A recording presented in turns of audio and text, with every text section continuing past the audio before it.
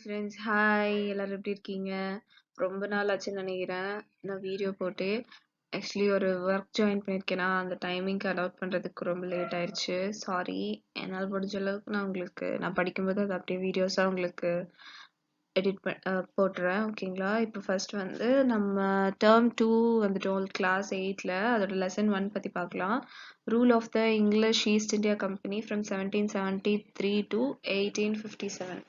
So அது என்ன அப்படிங்கிறத உள்ள லெசனில் பார்க்கலாம். ஃபர்ஸ்ட் வந்து லார்ட் வாரன் ஹேஸ்டிங்ஸ் வந்து 1772 to 1785 அந்த பீரியட்ல வந்து கவர்னராக இருந்தார்.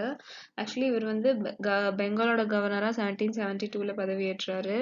அவரோட காலகட்டத்தில் வந்து ரொம்ப பஞ்சம் நிலவுச்சாமா பெங்காலில். ஸோ அவர் வந்து டியூவல் கவர்மெண்ட் அப்படிங்கிறது ஒன்று ஃபார்ம் பண்ணார். அது பற்றி என்ன ஆகும்னா, இங்கிலீஷ் வந்துட்டு எந்த பவர் வேணாலும் பவர்லாம் என்ஜாய் பண்ணிப்பாங்க. ஆனால் அவங்க வந்து மக்களோட நலன்லாம் பார்க்க மாட்டாங்க அப்படிங்கிற மாதிரி தான் ஒரு டியூவல் கவர்மெண்ட் அப்படிங்கிற ஒரு ரூல் இருந்துச்சு. ஸோ அது வந்து பெங்காலை வந்துட்டு ரொம்ப வந்து அதோட செல்வ செழிப்பு எல்லாத்தையும் வந்து கலைச்சிருச்சு அப்படின்னு சொல்றாங்க. அண்ட் நெக்ஸ்ட் அந்த இங்கிலீஷ் வந்துட்டு இந்த பவர்லாம் யூஸ் பண்ணி ரொம்ப மிஸ்யூஸ் பண்ணிட்டு இருந்தாங்க அப்படின்னு சொல்றாங்க. ஸோ இவங்க என்ன பண்ணாங்கன்னா வெல்த் எல்லாம் கரைஞ்சிச்சு. அதனால இங்கிலீஷ் பீப்புள் வந்து பிரிட்டிஷ் கவர்மெண்ட் கிட்ட இருந்து லோன் கேட்டாங்க. ஸோ பிரிட்டிஷ் பார்லிமெண்ட் வந்து என்ன பண்ணுச்சு, இப்படியெல்லாம் விட்டா சரிப்பட்டு வராது அப்படின்னு சொல்லிட்டு ரெகுலேட்டிங் ஆக்ட் இன் 1773 அப்படிங்கிற ஒரு ஆக்டை வந்துட்டு பாஸ் பண்ணுச்சு. ஆக்சுவலி ரெகுலேட்டிங் ஆக்ட் 1773 அதோட ப்ரொவிஷன்ஸ் என்னென்ன அப்படிங்கிறது பார்க்கலாம். அதுபடி என்ன பண்ணாங்கன்னா அவங்க பிளான் பண்ணி என்ன பண்ணாங்கன்னா கவர்னர் ஜெனரல் ஆஃப் கல்கட்டா அப்படின்னு சொல்லிட்டு ஒரு போஸ்ட் வந்து கிரியேட் பண்ணாங்க. கல்கட்டாக்கு வந்து ஒரு கவர்னர் ஜெனரல் வந்து அப்பாயிண்ட் பண்ணலாம் அப்படின்னு இது பண்ணாங்க. ஸோ அதுபடி அப்பாயிண்ட் பண்ணாங்க. அந்த கவர்னர் ஜெனரல் வந்து பாம்பே அண்ட் மெட்ராஸ்ல இருக்கிற கவர்னர்ஸ்க்கெல்லாம் வந்து அவர் தான் ஹெட் அப்படிங்கிற மாதிரி தான் இருந்துச்சு.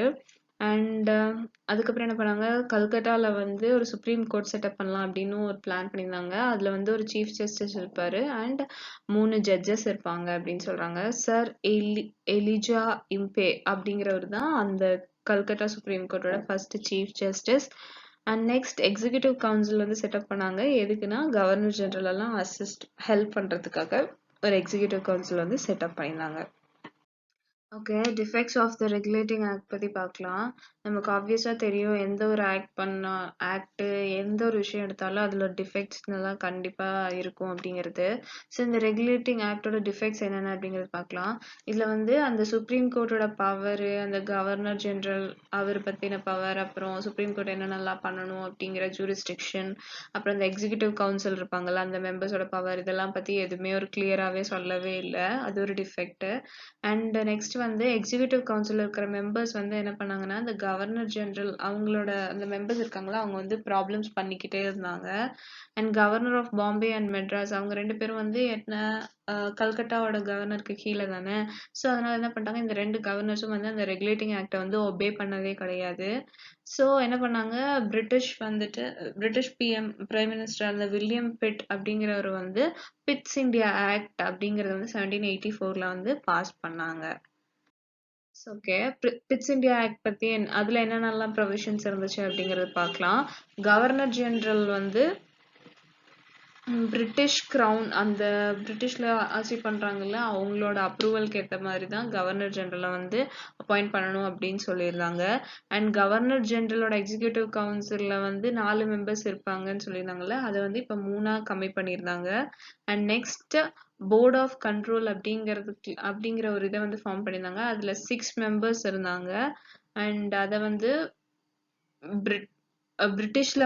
பிரிட்டன் வந்து எஸ்டாப்ளிஷ் பண்ணியிருந்தாங்க. எதுக்குன்னா இந்தியால வந்து பிரிட்டிஷோட இது வந்து எப்படி இருக்கு அப்படிங்கறதெல்லாம் வாட்ச் பண்ணும் அப்படிங்கிறதுக்காக ஒரு போர்ட் ஆஃப் கண்ட்ரோல் அப்படிங்கறது வந்து ஃபார்ம் பண்ணியிருந்தாங்க.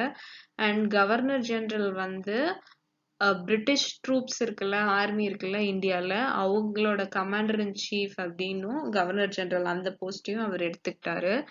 அண்ட் அந்த கவர்னர் ஜெனரலுக்கு வந்து டோட்டல் கண்ட்ரோல் பாம்பே அண்ட் மெட்ராஸோட டோட்டல் கண்ட்ரோலை வந்து கொடுத்துருந்தாங்க. ஸோ இதுதான் வந்து பிட்ஸ் இந்தியா ஆக்ட். இது வந்து என்ன சொல்லுதுன்னா, கவர்னர் ஜெனரல் வந்து பிரிட்டிஷ் கிரவுன் தான் அப்பாயிண்ட் பண்ணுவாங்க. அண்ட் எக்ஸிகியூட்டிவ் கவுன்சில் மெம்பர்ஸ் வந்து 4லேருந்து 3ஆ கம்மி பண்ணிட்டாங்க. அண்ட் ஒரு போர்ட் ஆஃப் கண்ட்ரோல் ஃபார்ம் பண்ணியிருந்தாங்க பிரிட்டன்ல 6 மெம்பர்ஸ் கொண்ட குழு. எதுக்குன்னா இந்தியாவில் வந்து பிரிட்டிஷோட இதெல்லாம் வந்துட்டு கண்காணிக்கிறதுக்காக ஒரு கவுன்சில் அண்ட் ஃபைனலி வந்து இந்த கவர்னர் ஜெனரலுக்கு வந்து கமாண்டர் இன் சீஃப் பதவியும் கொடுத்துருந்தாங்க அண்ட் அவங்க மெட்ராஸ் அண்ட் பாம்பேயோட டோட்டல் கண்ட்ரோலையும் அவங்க எடுத்துப்பாங்க. ஸோ இதுதான் வந்து பிட்ஸ் இந்தியா ஆக்ட்.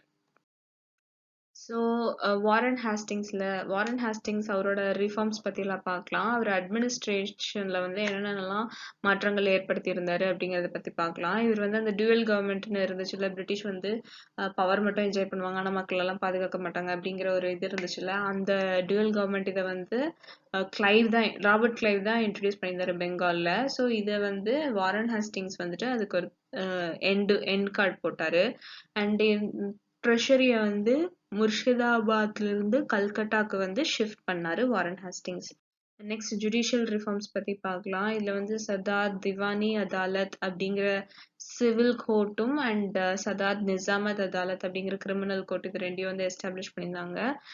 ஒவ்வொரு டிஸ்ட்ரிக்ட்லயும் வந்து சிவில் அண்ட் கிரிமினல் கோர்ட்ஸ் இருக்கணும் அப்படின்னு சொல்லிட்டு பேசியிருந்தாங்க. அண்ட் ஹிந்து அண்ட் முஸ்லிம் லாஸ்லாம் வந்து கம்பைல் பண்ணி ஒரு சட்ட திட்டங்கள் எல்லாம் வகுத்தாங்க.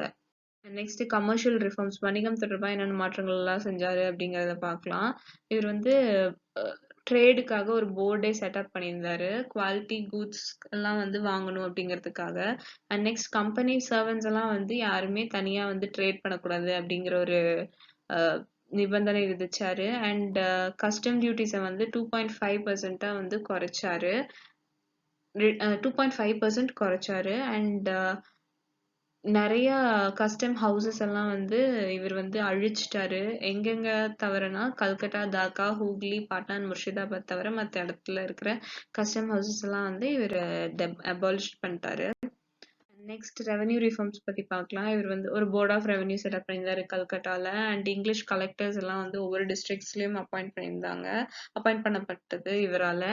அண்ட் ஒரு லேண்டையும் வந்துட்டு குத்தகை கெடுக்கிறதுக்கெல்லாம் வந்து இது பிட்னா என்ன சொல்றது, ஏலம் எடுக்கிற மாதிரி தான் இருக்கும். ஸோ ஹையஸ்ட் பிட்டர்ஸ்க்கு வந்து 5 வருஷத்துக்கு அந்த லேண்டோட உரிமை கொடுக்கப்படும்.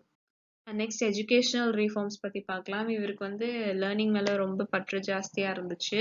இவர் வந்து மദ്രஸாவை வந்து 1781ல கல்கத்தால வந்து ஃபவுண்ட் பண்ணாரு.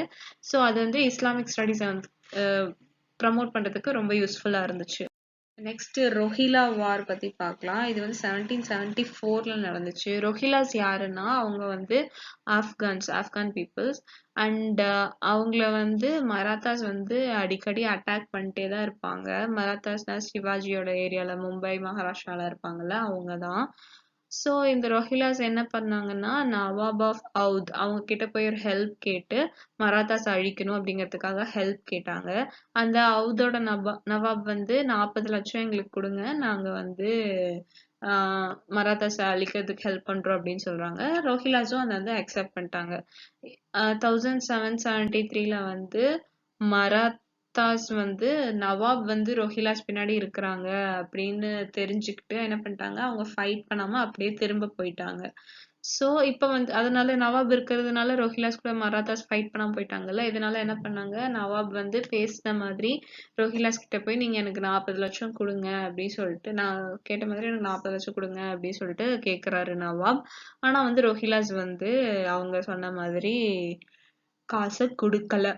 ஸோ என்ன பண்ணிட்டாரு, அந்த நவாப் அவுதோட நவாபான ஷுஜா உத் தௌலா வந்து என்ன பண்றாரு, இங்கிலீஷை போய் அப்ரோச் பண்றாரு. பிரிட்டிஷ் பீப்புள்ஸை போய் அப்ரோச் பண்ணி, நான் உங்களுக்கு 40 லட்சம் தரேன், நீங்க வந்து அந்த ரொஹிலாஸை வந்து சிதைக்கணும் அப்படின்னு சொல்றாரு. ஸோ என்ன பண்றாங்க, அந்த டைம்ல கவர்னரா இருந்த வாரன் ஹாஸ்டிங்ஸ் வந்து ஆர்மி அனுப்புறாரு அண்ட் ரொஹிலாஸ் வந்து டிஃபீட் பண்ணப்படுறாங்க. ஸோ இதுதான் வந்து ரொஹிலா வார். ஓகே, அடுத்தது வந்து செகண்ட் ஆங்கிலோ மைசூர் வார் பத்தி பார்க்கலாம். இது 1780 to 1784ல நடக்குது. இதுல வந்து என்னன்னா, ட்ரீட்டி ஆஃப் மெட்ராஸ் வந்து சைன் பண்ணப்படுது. யாருக்கு இடையிலன்னு பார்த்தா ஹைதர் அலிக்கும் பிரிட்டிஷ்க்கும். நம்ம ஆல்ரெடி ஃபர்ஸ்ட் ஆங்கிலோ மைசூர் வார்ல பார்த்தோம்ல, ட்ரீட்டி ஆஃப் மெட்ராஸ் வந்து 1769ல ஹைதர் அலிக்கும் பிரிட்டிஷ்க்கும் வந்து சைன் பண்றாங்க. ஸோ இவங்க என்னென்ன சைன் பண்றாங்கன்னா, 2 பேருக்கும் காமன் எனிமியான மராத்தாஸ் வந்து யார அழிக்கிறதுக்கு அப்ரோச் பண்ண வந்தாலும் ஒருத்தவங்களுக்கு மத்தவங்க ஹெல்ப் பண்ணணும் அப்படிங்கிற மாதிரி. ஸோ அதுபடி பார்த்தா 1771ல என்ன பண்றாங்க, மராத்தாஸ் வந்து மைசூர் வந்து அட்டாக் பண்றாங்க. அது வந்து ஹைதர் அலியோட பிளேஸ். ஆனா இங்கிலீஷ் பீப்புள் வந்து ஹைதர் அலிக்கு ஹெல்ப் பண்ணல. இதனால என்ன பண்ணிட்டாரு ஹைதர் அலி, ஆஹ் என்ன பண்ணிட்டாரு, ஓகே. அண்ட் அது மட்டும் இல்லாம என்ன பண்ணிட்டாங்க, இங்கிலீஷ் பீப்புள் வந்து ஹைதர் அலியோட முக்கிய கோட்டையான மாஹேவையும் வந்து அட்டாக் பண்ணிட்டாங்க. ஸோ என்ன பண்றாங்கன்னா, ஹைதர் அலி என்ன பண்றாரு, பிரிட்டிஷ்க்கு எதிராகவே நீங்க வந்து இந்த ட்ரீட்டி ஆஃப் மெட்ராஸ் படி எங்களுக்கு ஹெல்ப்பும் பண்ணல, அது இல்லாம எங்களை அட்டாக்கும் பண்றீங்க அப்படின்னு சொல்லிட்டு ஹைதர் அலி என்ன பண்றாரு, இங்கிலீஷ் மேலேயே வார் டிக்ளேர் பண்ணிடுறாரு 1781ல. ஸோ பிரிட்டிஷ் ஆர்மி யாருக்கு கீழே இயங்குது அந்த டைம்லன்னு பார்த்தா சர் எரி கூட் அப்படிங்கிறவரு. ஸோ அவர் வந்து என்ன பண்ணிடுறாரு, ஹைதர் அலியை வந்து போர்ட் நோவோல வந்து டிஃபீட் பண்ணிடுறாரு 1782ல. அந்த போர்ட் நோவோ எங்க இருக்குன்னா ஆர்மில.